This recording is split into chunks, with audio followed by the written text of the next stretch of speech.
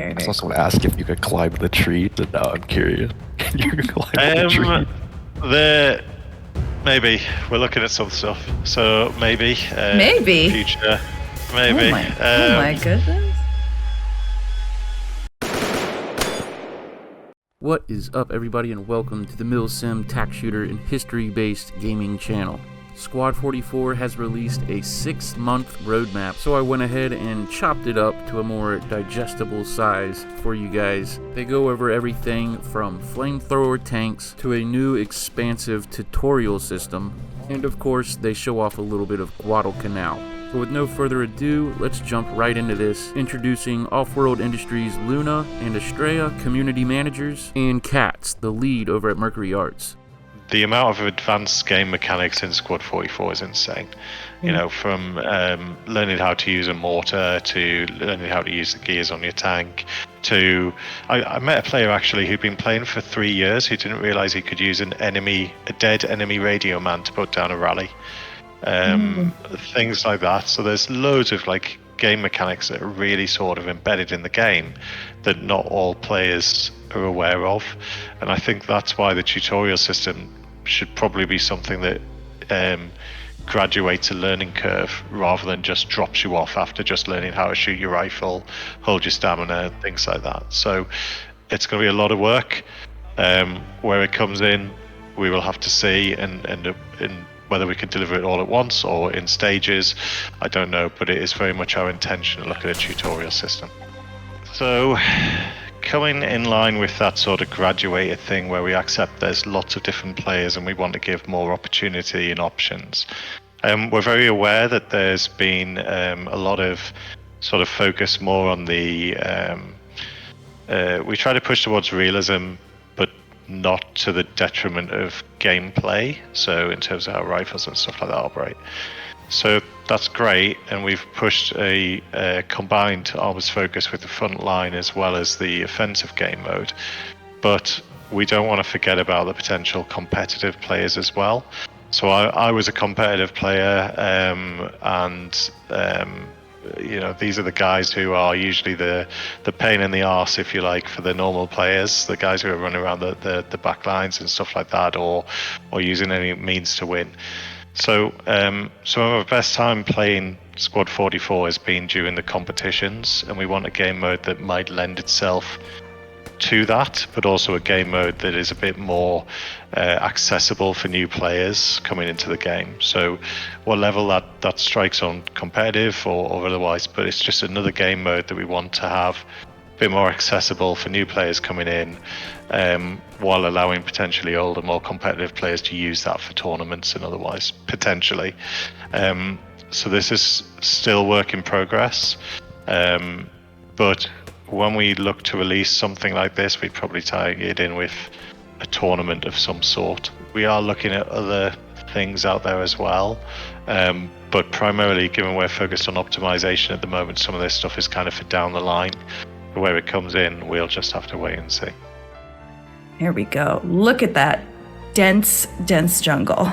It's beautiful. It is beautiful, and I bet everyone's looking at that going, oh my god, optimization. That is, as I say, at the forefront of our mind. The maps have been done to be historically authentic as best we can as well on that one-to-one scale that we're kind of working off. We want to give players the World War II authentic experience of what their grandfathers and otherwise experienced going to these places. And this is just what Guadalcanal is. It's a large, dense jungle area with cut-through trenches, with areas where you can maneuver for tank warfare. We've added that element in to allow a bit more maneuverability as well, accepting that you can't just drive tanks through jungles in this game.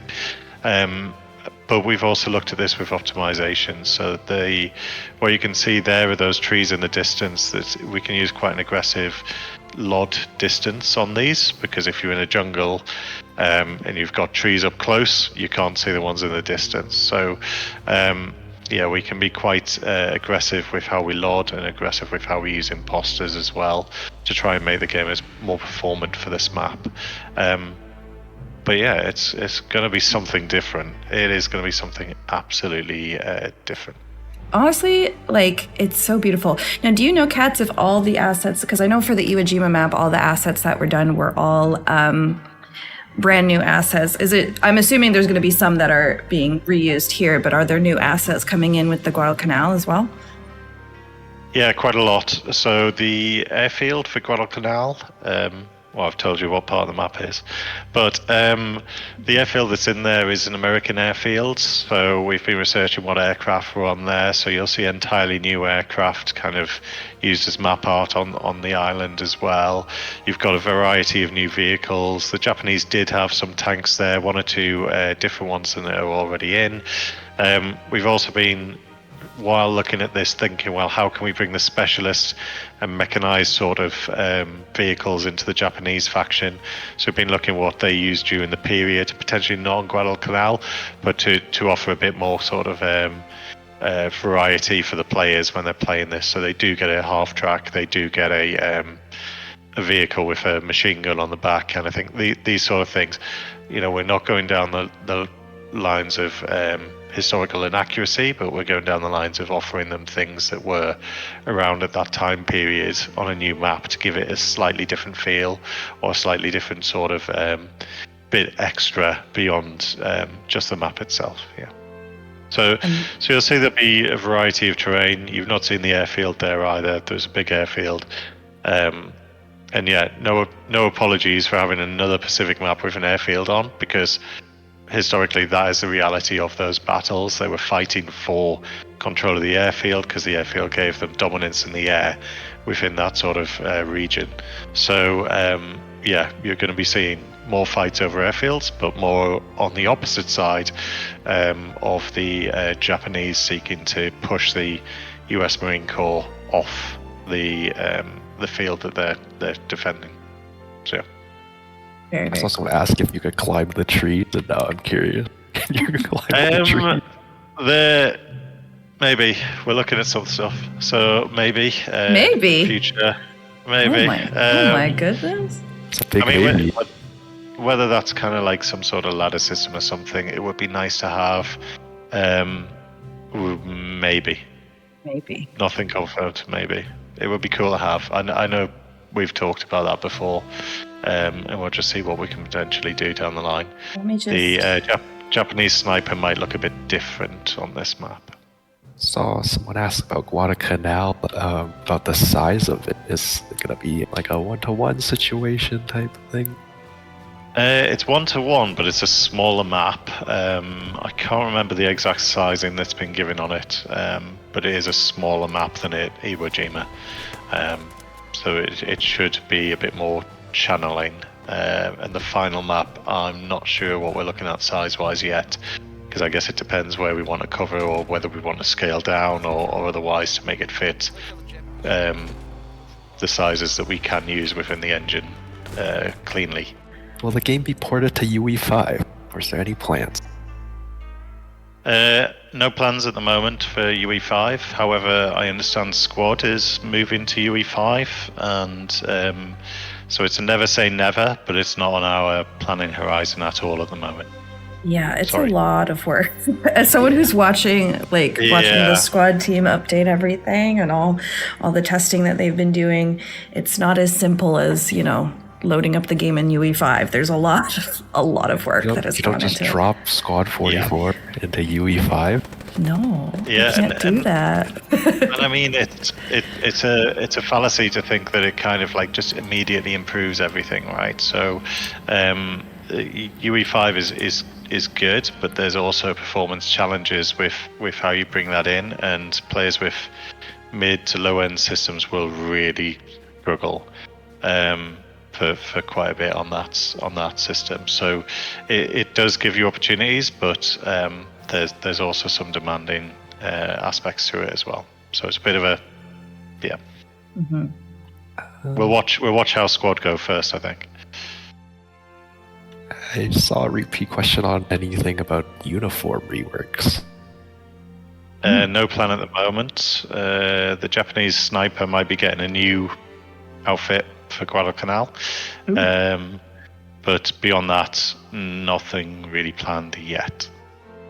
bringing mods into the game is a decision for, first off world, not Mercury Arts, because we are employed to work on the game rather than sort of own the game. So that's how it kind of works with that. In terms of the mods themselves, it's not as, having gone through the process from the other side, it's not as simple as just saying, hey, let's buy it, give someone money, and then you bring it into the game. There are legal aspects, there are financial aspects, there are organizational issues. So, say any sort of mod for the game that might wish to look for incorporation into Squad 44 would have to assure Offworld or whoever that the assets that they've made in that mod, they have ownership of. There's a lot of third-party website out there where you can buy models and otherwise and things like that, and they rely on licenses for distribution. So just saying you can buy this software or buy this mod off the shelf, well, you can, but you need legal assurances that the assets that can be brought into the game can be redistributed and that those people actually own them. So it gets complicated quite quickly. Mercury have recommended to Offworld in the past certain mods that Offworld have considered, and that's where you've seen stuff like the extra vehicles being brought into the game, which was cool. So there is opportunities there. We keep our eye out to recommend, but at the end of the day, not a Mercury Arts decision. Yeah, it's sort of does it need a buff? Maybe, yeah. So there will be aspects that will still be getting refined on the flamethrower for probably the next couple patches before we're happy with it.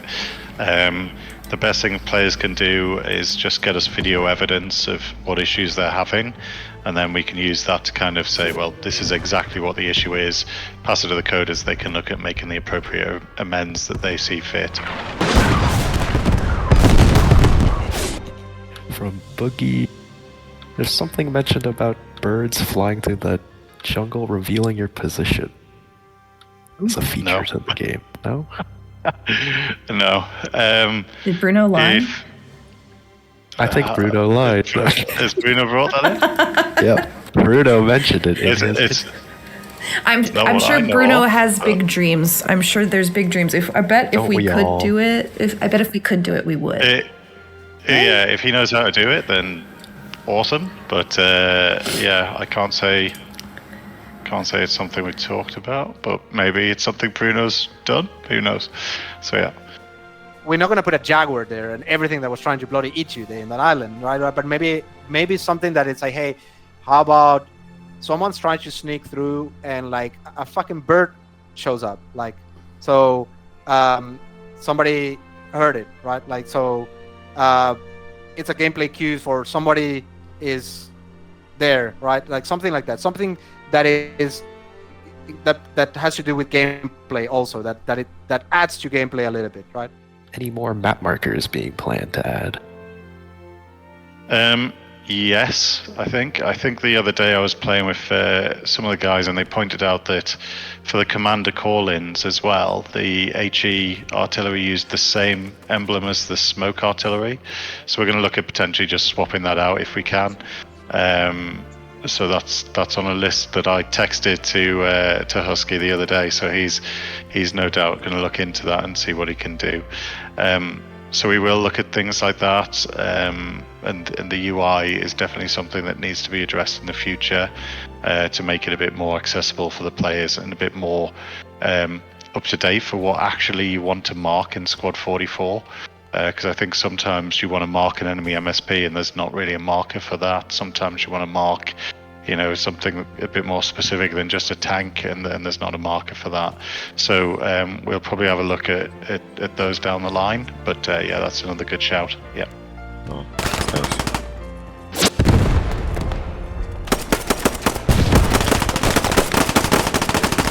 They're right to the north of our rally in the same trench. This tank's alive. Yeah, good night. Yeah, we got 18, we got 18. Get this guy up. Somebody get this guy up. All right, I think we're going to start wrapping it up.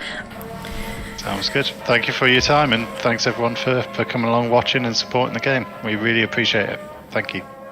Alright boys, there you have it. What to expect from Squad 44 in the coming months. Definitely be on the lookout for that interview with Bruno coming soon. Of course, I want to thank each of you for watching, and a special shout out to my channel members, the Mil-Simp minions. I will see you boys in the next one. Y'all be good to each other.